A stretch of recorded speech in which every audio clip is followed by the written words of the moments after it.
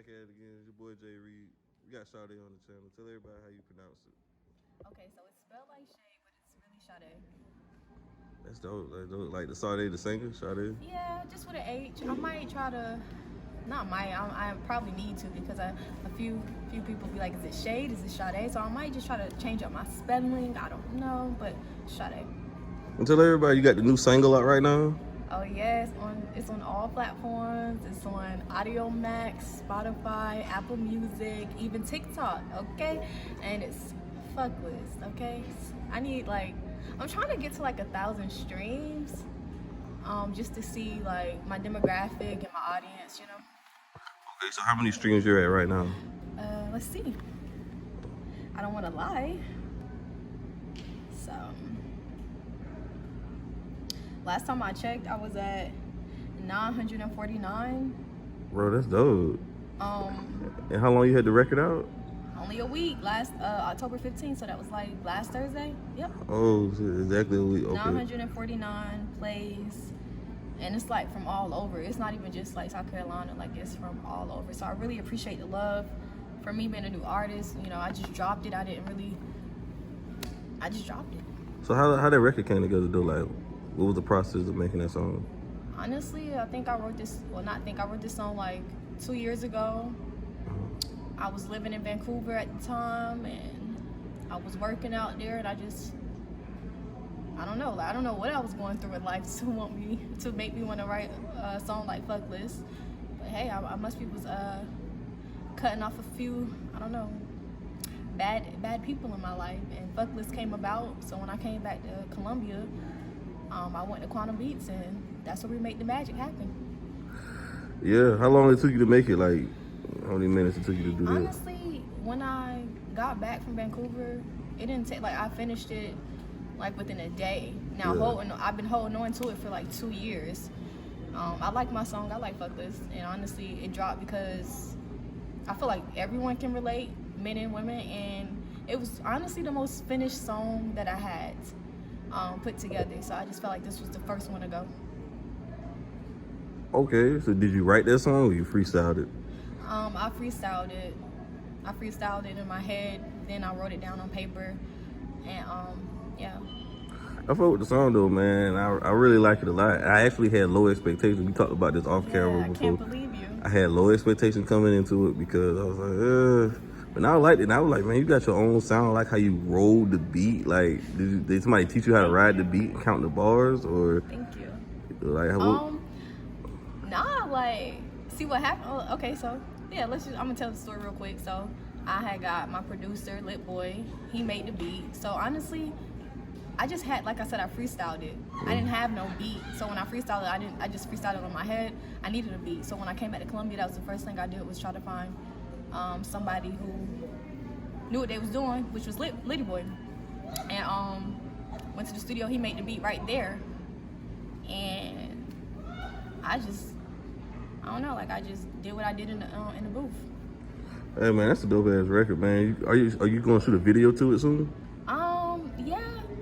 So being that it's my first single, I'm planning on shooting the video. That's why I'm trying to see, like, are people really trying to, listen to it? Like, they really fuck with it? Like, why not? Hey man, that's a lit song, man. And then on the cover list, I see names on the song. So like, are those real names that you really put on the block list, or you just made up those names? I don't know. Right. And the song is short, dude. Why does the song short, dude? You did that on purpose? It wasn't on purpose. Like I said, it's a freestyle. So It wasn't even really supposed to have no hook, really. But I just, right now, if you look at, like, not comparing myself to other artists, but it's like a good 2:30, maybe like 3:15 minutes in a song nowadays. So being that I freestyled it kind of worked out anyway in today's world. So yeah, if I had the choice, it would have been longer. Well, I did have a choice, but it's my first single. I wasn't trying to think too hard on it. Hey man, I feel like, do you feel like with people with a short attention span, do you think that songs like a minute, how you got a minute and 25, do that even matter? Like, you feel like that really caters to the audience with people with short attention spans? Yeah, because it does cater to the audience because, like, my peers, they need a playlist. Like, okay, we're gonna run out that one song, but they ready to go to the next song like ASAP. Right. So for the song to be long, I can already imagine people cutting it off, ready to play the next track they want to listen to. So.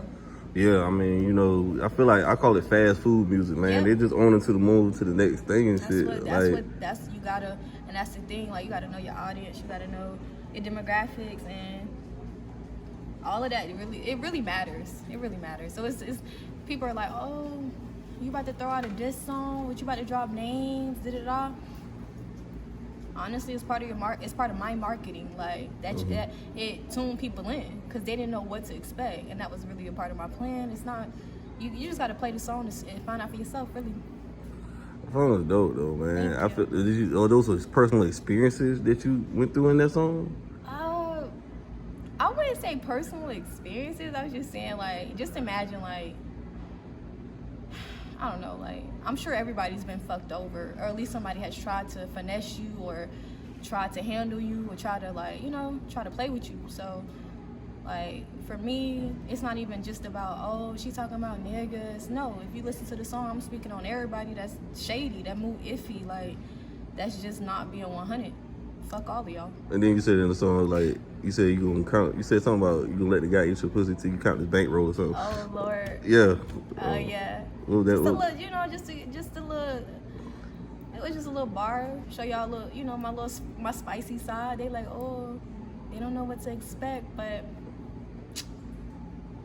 I got 32 flavors of this booty delicious bubble cups. I love you, stop. So you have an idea for like what kind of video you want to shoot for it? No. I have no idea. I can go so many directions with this type of song. So I just want it to be fun. Nothing too serious. Like, it's only a few minutes. So there's a lot of directors out here, like, South Carolina scene though. Like, you see a lot of directors. Like, which directors would you see yourself working with? Like, to express your thoughts, your ideas. Honestly, if you could recommend me some, that'd be great. I haven't even did my research on videographers because I'm just concerned about not trying to knock anybody, but if I go to you, I need you to put your best foot forward and not just try to take my money type of thing. Yeah. And the videographers I do know of, they charging too much, and not to say my money ain't good and I ain't about to pay for it, but like I said, I'm not about to just go I'm not about to just go off popularity hype here in South Carolina. It's real hype out here. So anybody genuine, anybody with a real creative mind, I'm willing to work with. I'll tell you off camera and we'll discuss it if you want to. But yeah, man, I feel like the song could be a real fun song. I see the song like you at a mall or something, at a candy shop, shoot that video.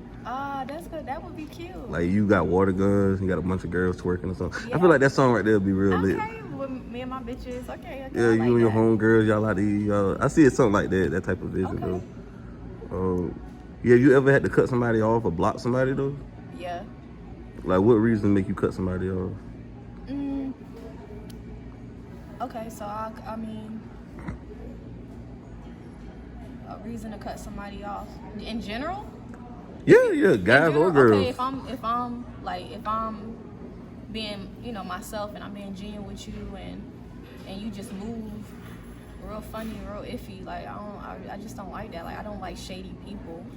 I don't like passive aggressive people as well either. Mm-hmm. That covers up that and try to make it seem like it's oh, it's not what it is, but really it is what it look like.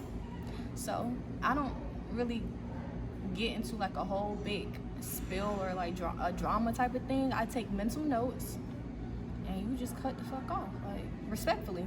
And then you put them on their block list or the fuck list. The only time I put somebody on the block list if they think I'm about to go back and forth with them. I don't really got the time. I block you. Do you ever unblock somebody?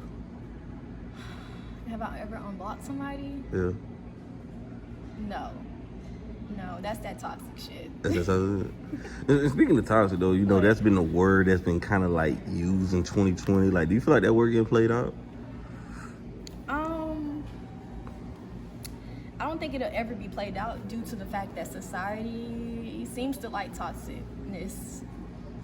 And what I mean by that is it's I don't know, anything fast life, anything like, I don't know.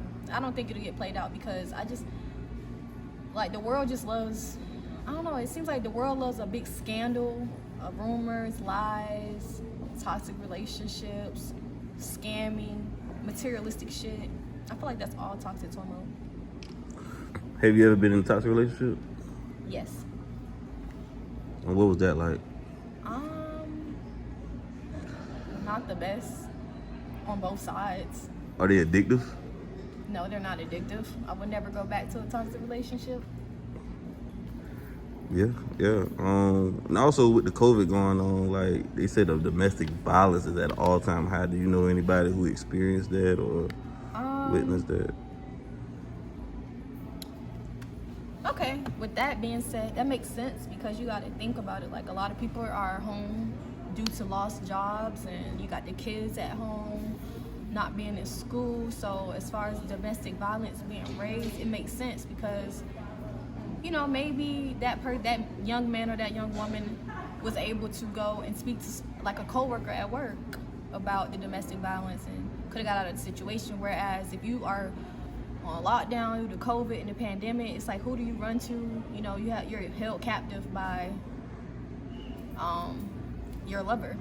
And then for the children, I just feel like you don't got the guidance counselor, you don't got the teacher you can probably tell about what's been going on, or you know how you didn't eat your meal at home, and you know you go to school, you got like you got a breakfast, you got a lunch, dinner. So for the kids, that's what really bothers me, because the rate right now for the child care, is it CPS? It's like the calls, the rates for like basically child molestation and child abuse and stuff has actually gone down since the COVID pandemic, which is not a good thing. Just because it's gone down, that's really bad. Like, that means they really are going through something behind closed doors. So yeah, a lot of stuff is just ain't being reported right now to the powers that be. The phone lines, they probably can't even get to no agent on the phone lines. Like, it's just sad. A lot of divorce rates been going up too since the quarantine. And what? Yes. I guess, you know, being able to actually be on a lockdown with someone you've been married to that you truly don't even know at the end of the day, probably what makes you want to get a divorce. I don't know. Yeah, that's been going on a lot right now since the quarantine. How have you been managed the quarantine? How you been handling it? Okay, so when it first kicked off, when you really couldn't be outside, like now we couldn't be outside. I was one of the people that got laid off as well due to the pandemic, and at the time, like, it was new. Like, do you believe what you see in the news? Like, do you believe what's going on? Like, what's going on? But shit, it really is affecting the whole world. So I quarantined.